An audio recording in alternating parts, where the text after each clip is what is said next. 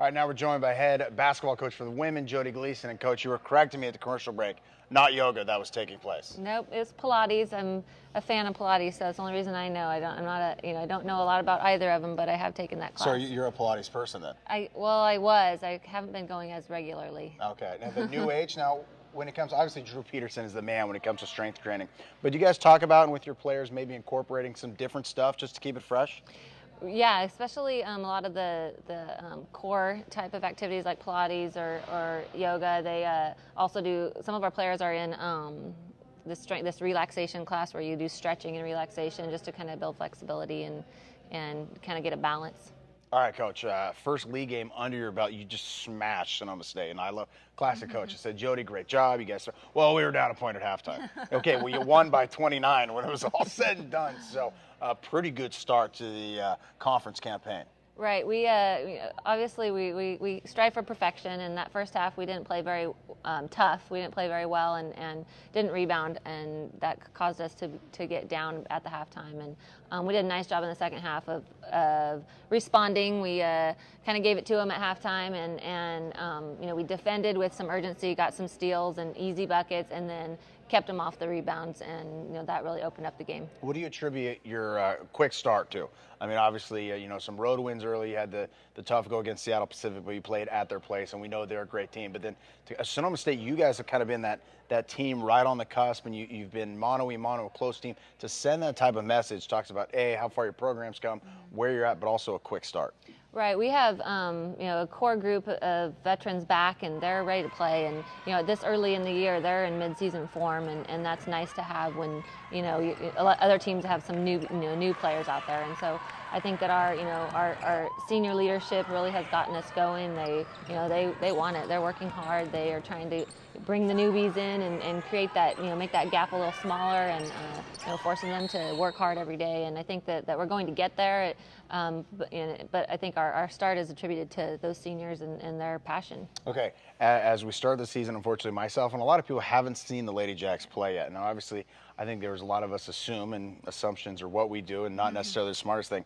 But you lose a Katie French, you can't be as good as you were. Can this team be as good as last year, if not better? I think so. It's always hard. You always lose those star players, and we always wonder who's going to fill those shoes, and it's tough. And the big question mark for us is that toughness that Frenchie brought, and Trisha and Christina and Enos, they all brought that passion and that toughness on a daily basis, and that's the thing that we had a big question mark about. And we think that we've answered it. There's times when we do have lapses, and like I said, our seniors really get after it, and Bree Halsey has stepped in at the 4 and taken Katie's spot, and she's averaging a double-double, and so it's pretty nice to have her come in and get those boards. Is there a more athletic player in the conference than Bree Halsey? I would doubt it. There's times when she gets up and does some things in the air that you don't see a lot of women do, and it's fun to watch. It's definitely a thrill to coach her, and she's so humble and always ready to learn and eager to get better, and which is always nice too. And only a sophomore, right? Right. Yeah, ways to go on her. All right, talk about the development of Brittany Taylor. We had her on last week, and here's a girl who came up here, and after her sophomore year, she was ready to shut it down. Yeah. And she said, in talking to you and Skip and then her parents, and I think Taylor Kilgore's father, I mean, really, at least she was, open and absorbing a lot of information. But talk about how far she's come since her sophomore campaign.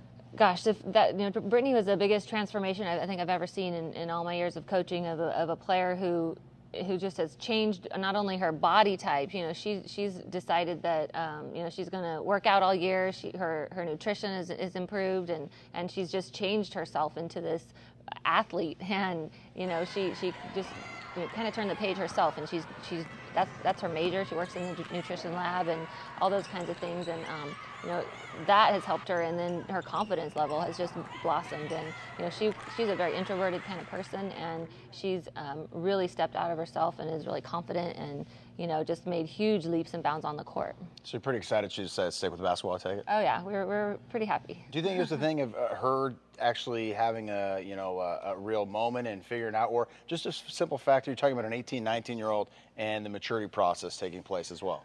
I think a little bit of both. It's hard. The transition from high school to college is so difficult. The stress we put on these Southern kids. California to Humboldt. Yeah. I mean, there's a lot of stuff going on there. The physical demands we put on them to practice and lift and watch film, and it's hours and hours every day, and it's a huge commitment, and I think that they have to make that jump, and I think maturity is a big step, and also you really have to want to do it, and if you aren't fully committed into it, then it's not something you want to do because it's so many hours of every day, and but I think she saw some the benefits of it and some success, and kind of got that taste in her mouth, and it brought her back. What's the hardest part for a player coming from high school to college? I mean, is it the physical aspect? Obviously, you're demanding a lot. They're going against a lot of players, or the mental fact that you're gonna have to practice a lot.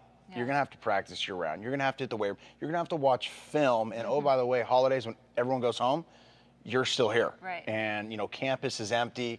Mom and dad aren't around. When you go on vacation in high school, all your friends are still there. Right. Nothing's changed. Right. A little bit different here. It sure is. I think it's a combination of both. The physical demands, but I think it wears on them mentally more than physically. They, get broken. Their bodies get broken down about a couple months in, and then they have to kind of repair it because the demands are so huge compared to what they're used to, and then being away and. Like you said, they're in the dorms. The food is closed. Food service closed. Nobody's around. It's lonely up there. And you come back today, and everybody's like, "How's your break?" And we're kind of going, "There was a break." It's definitely a commitment. But I think that at this level, that going in that it's a lot. That's the part that they like. At high school, a lot of times they're the only one that's that committed, and in college, your whole team is, and it's pretty fun atmosphere. Real quick, Dominguez Hills last year beat you for the conference championship as far as the conference tournament was concerned. Your first big game this Saturday night. Your thoughts? We're fired up. It's we kind of have these key games that we've been looking forward to. The SPU game was definitely one. Dominguez Hills, San Diego. Those are teams that knocked us off last year, and so this is a huge game for us. They're a really good team. It's going to be a great matchup. Coach, good luck this weekend. Right. Joddie Gleason right here on Humboldt State Tonight.